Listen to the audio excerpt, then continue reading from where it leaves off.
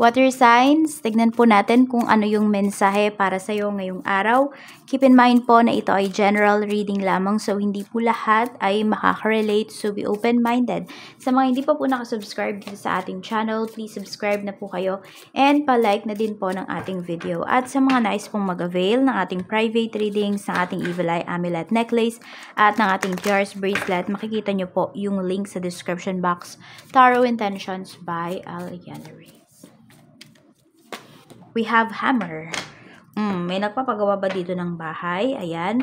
Or mayroon po dito, binibuild nyo yung sarili nyo talaga, no? Pagdating sa isang trabaho. Ayan po, pwedeng meron dito, nagtatake kayo ng mga courses, mga short courses, para po dito sa inyong trabaho. Yan, mga trainings. Yan yung nakikita ko sa inyo dito.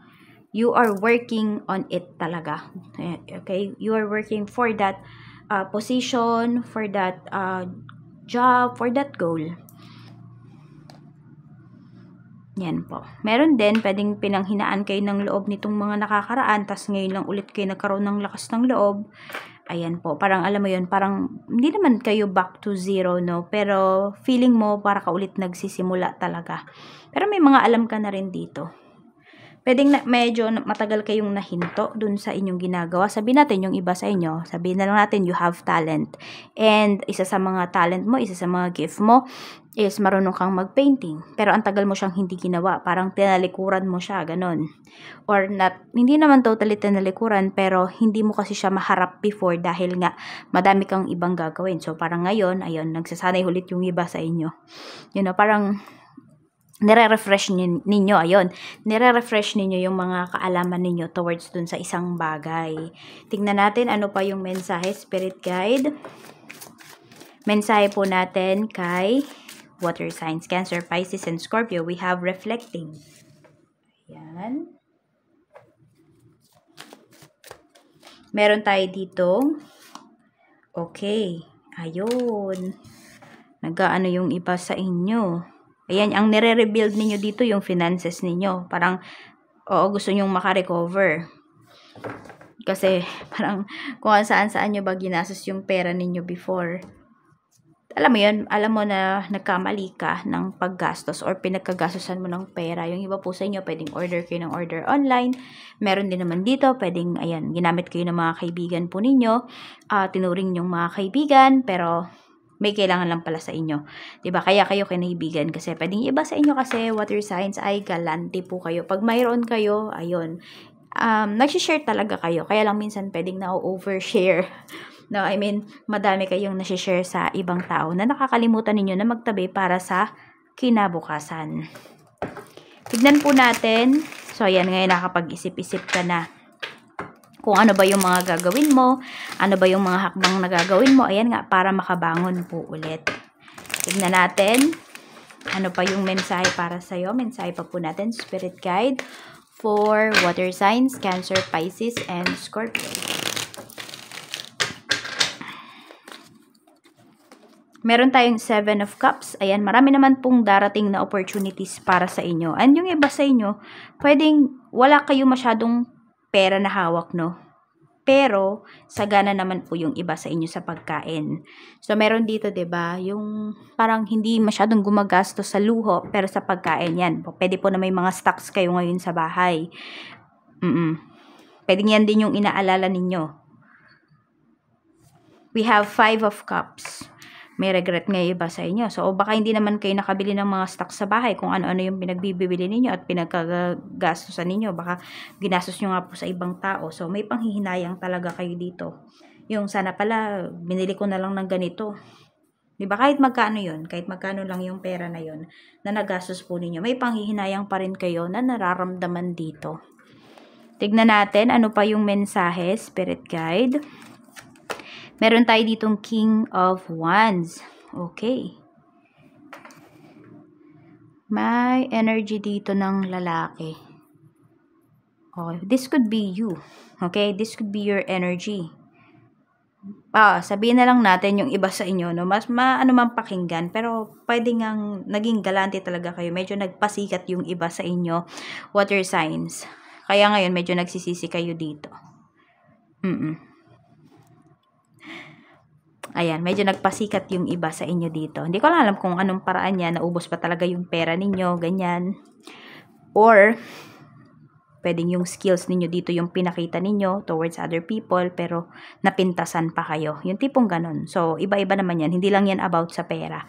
Tignan natin ano pa yung mensahe para sa'yo pagdating naman sa trabaho. Yan. So, work, we have the Empress. Pinag-iisipan nyo dito kung mag-i-stay pa kayo or aalis na kayo. Meron kasi kayong, sabi natin, meron kasi kayong time frame na nilagay talaga, no? Or sinet para sa inyong sarili, para sa goals ninyo. Pero pwedeng konting-konti na lang yung oras na, or yung months na natitira para dun sa goal na yon at hindi pa siya nangyayari. Kaya yung iba, nakapag-isip-isip na kayo dito kung tutuloy pa ba kayo dito sa trabaho na to or aalis na kayo. We have King of Pentacles. And we have Queen of Pentacles. Huwag mong pakawalan to. Huwag mong pakawalan to, water signs. Kayang-kaya mo pa to. Kahit sabihin natin, baka 3 months na lang kasi yung natitira sa, sa time mo. So, parang this year na yun, Parang this year, pag di ka pa na-promote, aalis ka na. Yung tipong ganon. So, huwag muna kasi pwedeng iba sa inyo, another 9 months pa yung hintayin ninyo para mangyari to. Okay? Pero pag, pag nangyari to, sulit naman talaga siya. Hindi naman po kayo magsisisi dun sa desisyon na ginawa ninyo na nagstay kayo dito sa trabaho. Kaya pag-isipan nyo daw mabuti yung mga kilos ninyo. Kasi sabi natin, kung lumipat naman kayo ng work, di naman agad-agad, di ba, makukuha nyo yung certain position. Pero tignan natin, tanong natin yan. Sige. Yung mga nagbabalak ng lumipat dyan next year, makukuha nyo ba kaagad yung position na gusto ninyo? Kung saan man kayo lilipat. 8 of Cups. Temperance. Di ba maghihintay pa rin kayo? Maghihintay pa rin po kayo. May paghihintay pa rin na sinasabi sa inyo dito. Kaya, hindi rin talaga easy way yan. Kaya, pag-isipan nyo po. Tignan natin, ano pa yung mensahe pagdating naman sa negosyo. Sa negosyo, we have 3 of Cups. Meron tayo ditong 5 of Swords. At meron tayo ditong the High Priestess. Minaluloko sa'yo dito. Pwedeng nasa circle na mga hindi ko naman nakikita na supplier mo. Pwedeng lagi mo siyang nakakasama sa business mo. So, pwedeng staff mo yan. Niloloko ka. Meron din dito, pwede po na kapwa nyo, business owner. The Emperor.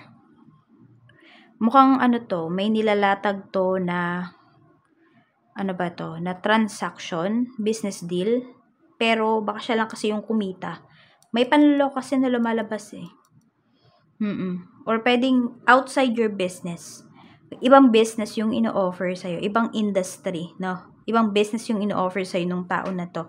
So, medyo wala ka masyadong alam doon. Sinasabi dito, para hindi ka maloko, maghanap ka ng mga bagay or mga ideas, mga information about dun sa ino-offer sa'yo ng tao na to. Parang wag ka daw basta-basta maniniwala sa sinasabi ng tao na to. Tignan natin. Kasi nga, yun, katulad ng sinabi ko, pwedeng maglalabas ka ng pera pero siya lang yung kikita. Tignan natin pagdating naman po sa kaperahan. Sa kaperahan, we have 10 of Wands. Ayan medyo stress. Hindi, stress talaga yung iba sa inyo pagdating sa money. We have 6 of Pentacles. Meron pala dito, sobra-sobra nga talaga kayong tumulong. So, medyo, yun po yung bawas-bawasan naman ninyo. Water signs. And some of you, pwedeng kayo naman yung may ma-receive na tulong dito. Ayan. Yan, may ma-receive din naman kayo na tulong. So, babalik din naman sa inyo yung tinulong ninyo. Kaya lang kasi, syempre, huwag nyo na pahirapan yung sarili ninyo. Kung may pera kayo, sinupin nyo talaga siya. Sinupin nyo talaga yung pera ninyo. Hindi ba? Yung para hindi kayo nahihirapan, hindi na kayo nai-stress. Huwag nyo nang paabutin dito sa 10 of Wands. Na yung iba sa inyo, baka may ibebenta pa kayong mga gamit. Ngayong araw na to, ganyan. Mabibili naman siya. Nakikita ko rin naman na gumagawa naman talaga kayo ng paraan para dito. Para makasurvive kayo. Check natin. Pagdating naman sa mga single, we have the Moon. So, may confusion kayo na nararamdaman ngayon. Meron bang nag-confess sa inyo ng feelings? Pero, pinagdududahan nyo kung totoo ba yung feelings na yon ng tao na yon. Page of Swords, meron kayong iniiwasan. Pwedeng meron dito iniiwasan yung ma-fall ng sobra dun sa tao na yon. Pero yung iba sa inyo, pwedeng na-fall na kayo kasi naiisip nyo siya eh. Oo. Pero feeling nyo lang, iniiwasan nyo yung tao na yun para di kayo ma-fall. Pero already, fallen. Oo. You already fall na dun sa tao na yon. The Star, para sa mga magkarelasyon naman po ito. So, pwedeng may mga goals kayo na natutupad. Yan nga po.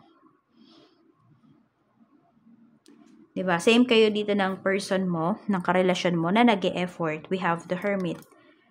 Mukhang iso-surprise ka din ng person mo. Meron akong surprise na nakikita dito.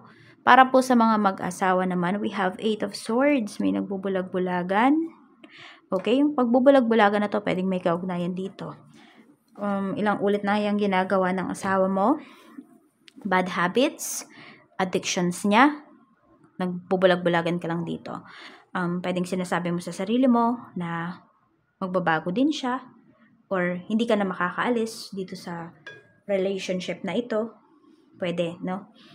So, nagbubulag-bulagan yung iba sa inyo para maging intact pa rin yung inyong family. So, may sacrifice ka na ginagawa dito. Nagsasacrifice yung iba sa inyo para sa mga bata. Ayan po. So, magulo yung relationship mo with your person, with your asawa ngayon, pero nag-i-stay ka para sa mga anak mo. So, yan lang po yung mensahe para sa iyo ngayong araw na ito. Maraming salamat po. Ingat kayo always and more blessings to come.